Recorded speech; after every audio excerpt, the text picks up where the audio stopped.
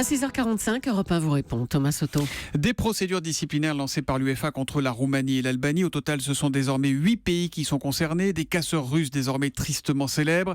Le vieux port de Marseille s'en souvient encore. Bonjour Patrick Mignon. Bonjour. Vous êtes sociologue du sport spécialisé dans l'environnement des stades et le hooliganisme. Alors le chiffre est quand même assez impressionnant. Un tiers des équipes engagées dans l'Euro sont sous le coup de sanctions de l'UEFA.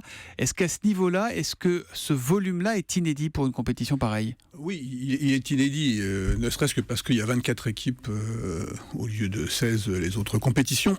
Mais c'est tout à fait inédit. En proportion, c'est énorme quand même. C'est tout à fait énorme, mais ça correspond à la nouvelle géographie du football en Europe, et notamment la géographie des supporters radicaux.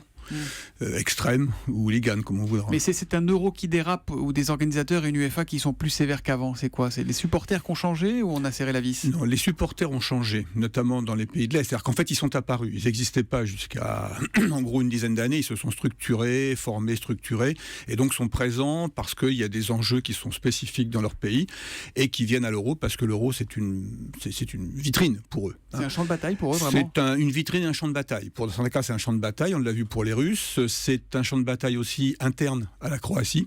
Par exemple, c'est un conflit entre les supporters et la fédération croate. Et puis c'est une vitrine parce que les supporters aiment bien montrer qu'ils sont présents. Ils n'existaient pas, ils sont présents. Maintenant, ils se jugent les équivalents des anciens. Alors vous évoquiez les Russes. Il y a quand même le cas de ce Russe, le patron des supporters branche voyou, un ultra-nationaliste, très connu de tous les services, qui a été interpellé hier soir à Toulouse.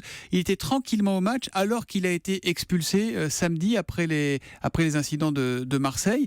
Là, c'est quand même qu'il y a un problème. Là, il y a un dysfonctionnement. C'est pas simplement le problème des supporters, c'est aussi le problème des organisateurs et de la police, non ? Là, si on prend tous les incidents, il faut remonter la file effectivement de l'organisation, le renseignement avant la compétition, et ensuite le suivi.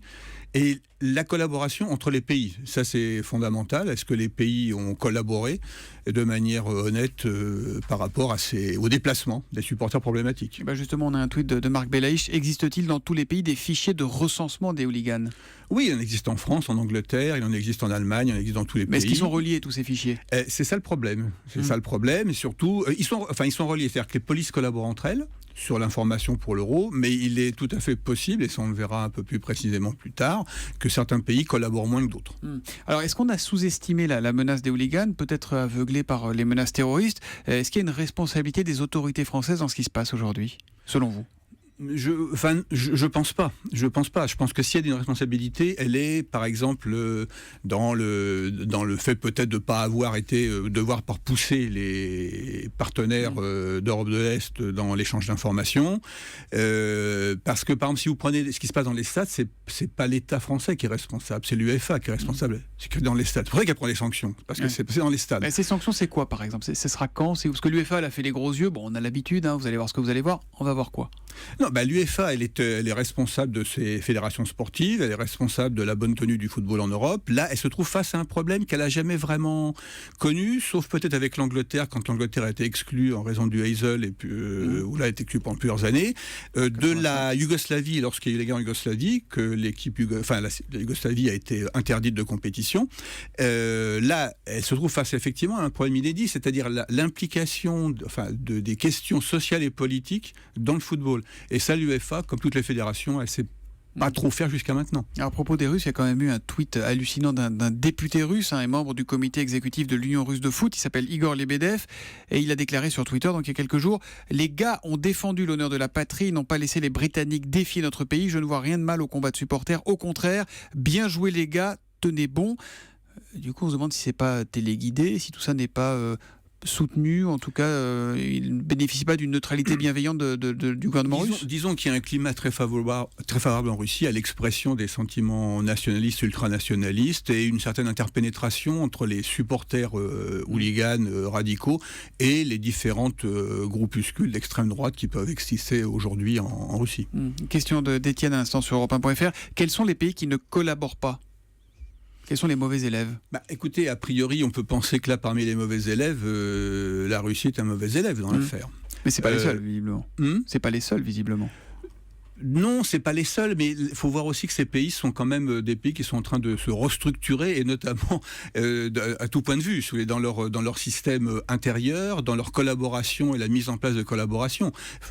Certains pays de l'ex-bloc soviétique sont des pays qui sont en train de reconstruire en fait une administration, une société civile, et tout ça, ça donne effectivement de l'espace.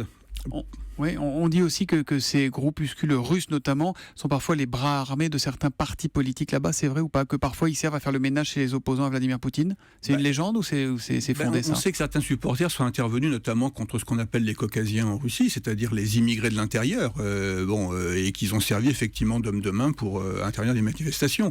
Et que très certainement, ils peuvent être utilisés dans différentes actions. C'est ça l'interpénétration entre le monde politique et le monde des supporters. Et en France, est-ce qu'on a aujourd'hui un problème de hooliganisme, un vrai problème de hooliganisme? Non, on n'a jamais eu de vrai problème de hooliganisme. On a des hooligans en France qui étaient très très peu nombreux, et c'est pas un problème de la même manière que l'Angleterre ou l'Allemagne ont connu des problèmes de hooliganisme. Et c'est un problème propre au foot? Pourquoi il n'y a que dans le foot qu'on a sauf erreur de ma part, qu'il y a ces problèmes-là? Parce que vous n'avez pas de sport qui a autant d'amateurs dans le monde et dans chaque pays. C'est une question de masse? Parce que c'est une masse, parce que c'est un sport qui se joue toutes les semaines, qui permet de donner des rendez-vous, qui se joue tous les 4 ans dans les grandes compétitions. Et ça fait des occasions de se mobiliser. Ce sont des amoureux du foot qui dérapent ou alors des gens qui viennent vraiment que pour la castagne?